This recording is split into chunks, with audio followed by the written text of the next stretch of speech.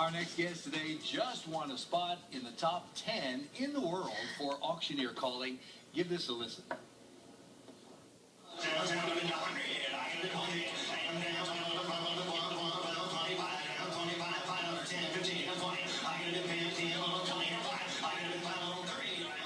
That's Matt Hostetter competing his way to the top 10 at the International Auctioneers Competition. He's already the current Pennsylvania bid calling champion, a third-generation auctioneer and one of the lead bid callers at his family's business in Beaver Falls. And we're pleased to have Matt with us today, along with his dad, Sherm, owner of Hostetter Auctions. Thank you, gentlemen. Hi, guys. Congratulations. Thank you. Good work. Here's the trophy right here. That's it. Pennsylvania State Bid Calling Champion. And what, 9th in the nation or 9th in the international, in the world. In the world. Whoa, that's amazing. Yeah. Okay, so this has obviously been passed down. You tell me where it all started. My parents started our business in Your 1955. Okay. Was your dad an auctioneer? Yes. Yes.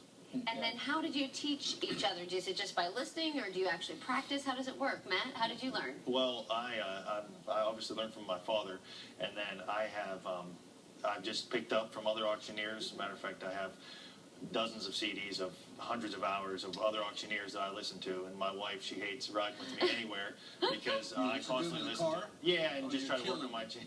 I mean, I wouldn't go anywhere with you. Are you? Yeah. Well, to me, it's trips you take. Well, some of them are long, but to me, a good auctioneer is just like good music. So, but it's a lot of fun. Does your wife feel the same way? No, she doesn't. And how about you? Did your dad teach you, or just by listening a lot? I learned most everything business-wise from him. Each auctioneer has a little bit different chant and things, and then there's some schools you can go to, Certified Auctioneers Institute, and different things for education and further learning. Well, I want to hear it.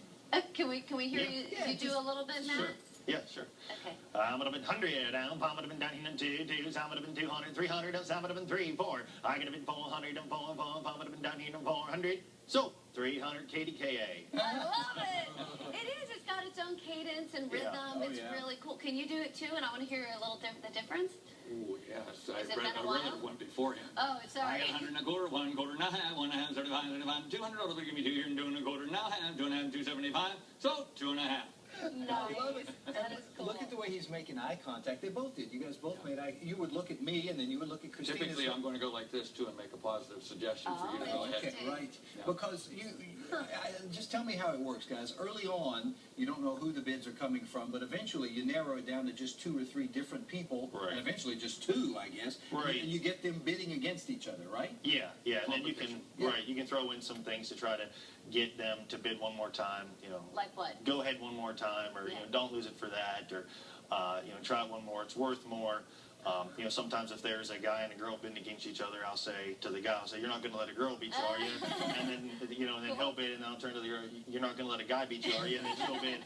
So just go back and forth. Yeah. And Sherm actually is the 1992 Pennsylvania bid calling champion. So we're the first father-son to ever win it, which was cool. kind of nice.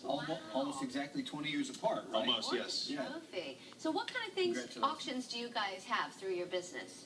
Well, we do mainly real estate, estates, and business liquidations, but we sell pretty much anything and everything from pots and pans to vehicles and anything in between there. Yeah. Now, just so we know for sure, you guys don't actually set the prices, right? Someone else does that, and then you just take the price list and go from there. Well, what we'll do is, at a live sale, we will roughly estimate what an item is worth or the value on it, and then we'll ask, and then we'll back down. So if we think something's worth maybe $500, we'll ask 500, 300, 200, and maybe somebody kicks it in 200, and then you ask 3, and then keep going from there. But you will set the initial price sometimes of the item that you're trying to sell. Product knowledge is very important. You need to know the value, the selling points of it, and then what you want to do is start at what you think the value may be, just a little bit higher, back down till you get a bid, and then go back up. Okay. If you ask too much, if you got a $500 item and you ask $5,000, they know you don't know what you're talking about. A lot of negative time. Same thing if you have a $500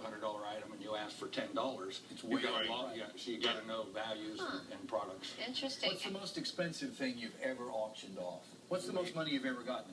The highest bid? Well, I work for an international auction company also. So I travel throughout Europe doing heavy equipment sales. I also got an opportunity to go to the Philippines, and their you have to sell them their currency. So I sold a few things for several million of their pesos. So chanting that, 2 million takes a little bit more, but locally we've sold, some real estate for, I think 1.75 million or something. Wow. And what about Storage Wars? I've seen that. I saw you have some storage bins open. Is it like the TV show we see?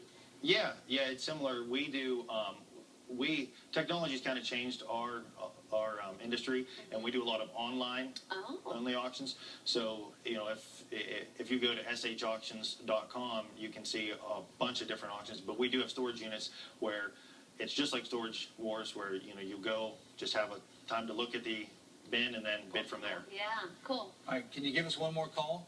Sure. Why don't you do it together? Just that'd be too Yeah. Is that too confusing? Yeah. All right, Matt, Okay, take it away. Okay. I could have been 100 here down, some would have been 200, 200, 300, and 3, 3, 4, and 5, and 500, and 5, 5, 5 would have been down to 600. Now 7. I would have been 700, and 7, 7, 7, no 800. Now he would have been down, 800. So 700 KDKA. I love it. Thanks, guys. All right, you can come and see Matt and Sherman in auction action at the Hostetter Auctioneers located in Beaver Falls. You'll find upcoming auctions and featured items online on the Hostetter website. We have that link posted for you at kdka.com/PTL. And, of course, we have our own in-house auction.